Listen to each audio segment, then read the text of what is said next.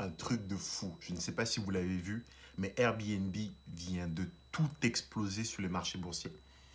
Donc, je vais vous montrer rapidement une petite vidéo. Ensuite, je vais vous partager mon thinking par rapport à ça. Now, we just got indication on your opening price. Shares indicated to open right now at $139 a share, which is more than double what you priced at. I mean, are you at all concerned about froth? What do you think about that number and the potential that you're leaving billions of dollars on the table? That's the first time I've heard that number. When we, in April, we raised money, and it was a debt financing. That price would have priced us around $30. So I don't know what else to say. Et c'est là la leçon de l'histoire. Félicitations à Airbnb, super beau modèle. Personnellement, j'en fais. C'est un modèle dans lequel je crois énormément. C'est vraiment, à mon avis, le futur parce que tout simplement, l'industrie de l'hôtellerie, comme l'industrie du taxi, se sont endormis sur leur laurier. Puis là, la techno vient tout déchirer, tout remplacer. Mais le point que je vais apporter aujourd'hui, il est spécifique. Pas tant que ça à Airbnb, mais plus par rapport aux investisseurs, aux venture capitalistes qui ont mis 1 milliard dans Airbnb au mois d'avril. Donc, je vous refais un peu le topo. On est en pleine pandémie, ça frappe fort.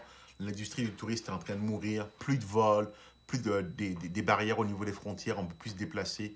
Et là, Airbnb se rend compte que son modèle vient de prendre un méchant coup. Alors, qu'est-ce qu'ils font? Ils font ce qu'on appelle un debt financing. En gros, ils vont voir des firmes d'investissement, de capital risque, auxquelles ils disent prêtez-nous de l'argent, puis en échange, ce qu'on vous donne, c'est bien sûr un taux d'intérêt, des conditions préférentielles pour convertir en termes d'équité, peu importe le détail de la structure. Mais ce qui est important, c'est qu'en pleine pandémie, au mois d'avril, des venture capitalistes se sont dit, tu sais quoi, nous, malgré le fait que les gens ne peuvent plus voyager, malgré le fait que toutes les réservations sont en train d'être annulées, malgré le fait que les revenus sont en train de tomber, comme ce n'est pas permis côté Airbnb, on y croit quand même. On croit dans le modèle, on croit dans le produit, on croit dans la vision. Et c'est là où je vais en venir. Le plus important, c'est la vision. Parce qu'on sait que d'une manière ou d'une autre, il y aura un après-Covid. Les vols vont recommencer l'être humain par nature aime se déplacer, donc on va recommencer à bouger. Les gens vont recommencer à voyager. Je le dis toujours, je le dis souvent dans mes vidéos, si vous avez le choix entre aller à Chicoutimi ou aller à Miami, le choix il est vite fait. C'est ça, en fait, ce qui est important ici. Ces venture capitalistes ont investi dans Airbnb, ou tout au moins, ils ont fait une dette à Airbnb à un montant de 30 $ l'action. Hier, si vous avez regardé sur les marchés, on parlait de 145, voire même 150 à un moment dans la journée. C'est énorme, c'est un FX5. En gros, ces gars-là qui ont pris un risque en se disant, en pleine pandémie, on investit dans une compagnie qui dépend du tourisme. Aujourd'hui, donc c'est au mois d'avril, mai, juin, juillet, août, septembre, octobre, novembre, décembre. En 9 mois, ils ont fait un x5 parce qu'ils ont pris un risque. Et j'insiste souvent là-dessus, mais l'immobilier, c'est la même chose. No risk, no reward. No pain, no gain. Si vous fuyez constamment le risque, vous n'aurez pas un retour sur investissement. Si votre but, c'est de générer un retour sur investissement, ça inclut une prise de risque. Bien sûr, on ne prend pas de façon aveugle, on travaille avec des professionnels, comme c'est le cas des venture capitalistes, on travaille avec des professionnels, mais l'idée, elle est là, en fait. Le retour sur investissement est inhérent à la prise de risque. Puis, je l'entends beaucoup aujourd'hui de gens qui disent « Oui, mais Montréal s'est rendu trop cher. » Parce que vous manquez de vision. Vous manquez de vision. Il y en a même qui sont partis jusqu'à me dire « Ouais, les prix vont baisser à Montréal, tout va se casser la gueule. » Vous manquez de vision. Parce que le problème à Montréal, c'est quoi? C'est l'offre et la demande. On est sur une île. D'accord? On est sur une île. Donc, l'offre sera toujours limitée. Et la demande, elle est latente, croissante et va continuer à croître. Je m'explique par latente.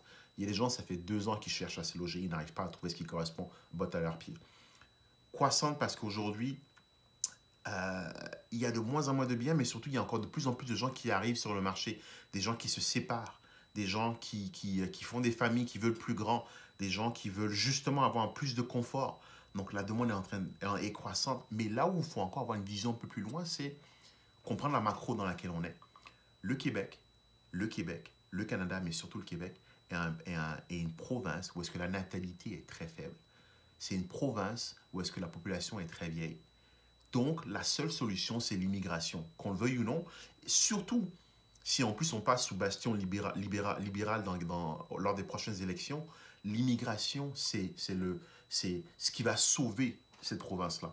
Donc derrière les immigrants, ça fait un plus gros volume. Il faudra les loger quelque part. Donc la demande va continuer à grossir alors que l'offre n'est pas en train de grandir.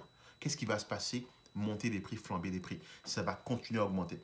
Bref, tout ça pour dire que c'est important quand vous investissez de regarder sur le futur, sur le long terme et non de regarder aujourd'hui. On n'investit pas en immobilier ou on n'investit pas en bourse ou on n'investit pas dans une compagnie parce qu'on regarde sa valeur aujourd'hui mais parce qu'on regarde sa valeur demain. Donc très important, les venture capitalistes qui l'ont fait viennent de faire un méchant coup. 500% en 10 mois ou en 9 mois, c'est un très très bon rendement parce qu'en plein milieu de la pandémie, ils ont pris un risque. Donc, morale de l'histoire, prenez des risques, vous aurez des rendements. Lâchez-moi un petit commentaire, dites-moi ce que vous en pensez. Est-ce que vous avez acheté du Airbnb? Est-ce que vous comptez en acheter? Moi, personnellement, j'en ai acheté et je vais continuer à en acheter. Est-ce que vous pensez que c'était un bon move d'investir dans Airbnb en pleine pandémie? Lâchez-moi un commentaire, puis on se tient au courant. Salut!